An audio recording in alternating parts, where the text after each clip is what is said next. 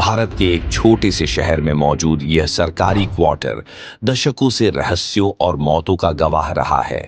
कहते हैं इस घर की दीवारें सिर्फ ईंटों की नहीं बनी, बल्कि खून और डर से भी रंगी हैं। आज हम खोलेंगे उस शापित केस डायरी का पन्ना, जिसे पढ़कर आपके रोंगटे खड़े हो जाएंगे।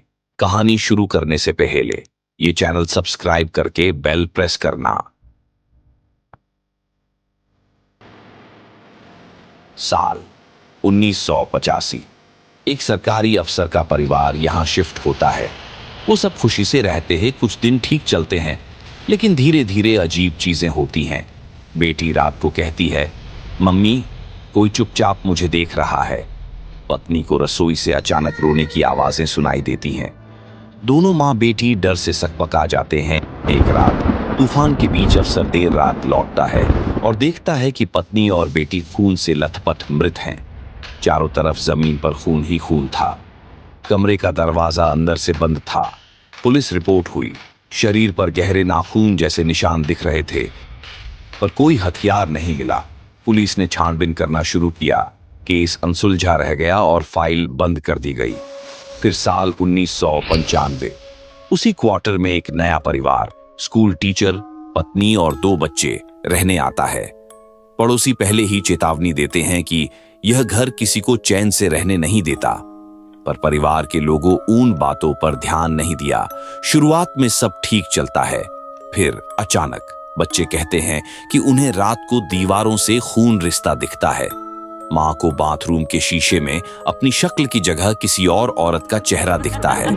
एक रात पूरा परिवार गायब हो जाता है। अगले दिन उनकी लाशें पास के कुएं में तैरती मिलती हैं। घर के तहखाने से एक पुरानी डायरी मिलती है।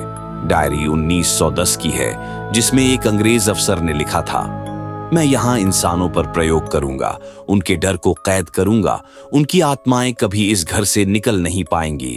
अफसर विक्रम चौहान केस उठाते हैं। वो कहते हैं, या तो यह एक खूनी इंसान है या फिर वाकई कोई अलौकिक ताकत। सच सामने आना ही चाहिए। विक्रम रात को घर में अकेले रहते हैं। आधी रात खून से लथपथ बच्ची उनकी आंखों के सामने से भाग जाती है। कमरे में अचानक घड़ी रुक जाती है। उन्हें तहखाने में लोहे की जंजीरें और खून के धब्बे मिलते हैं। एक कांस्टेबल जो बाहर पहरा दे रहा था, अचानक गायब हो जाता है और उसकी लाश अगले दिन हवेली की छत से लटकती मिलती है। विक्रम को पता चलता है कि पास के गांव के कुछ लोग इस घर की कहानियों का इस्तेमाल करते थे।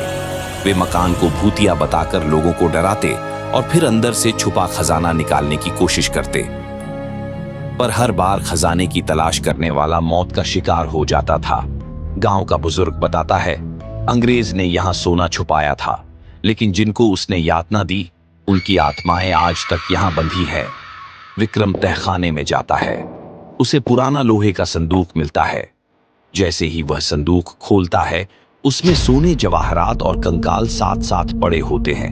अचानक दरवाजे बंद हो जाते हैं। चारों तरफ से भूतिया आवाजें आ रही थी, ये घर छोड़ दो, ये हमारा है। विक्रम चीखता है और अगली सुबह उसकी लाश उसी तहखाने में पाई जाती है।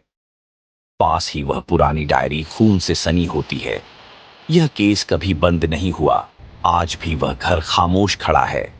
लोग कहते हैं कि वहां से रात को बच्चों की हंसी और औरतों की चीखें आती हैं। क्या यह इंसानी लालच का नतीजा था या आत्माओं का श्राप? सच क्या है, कोई नहीं जानता।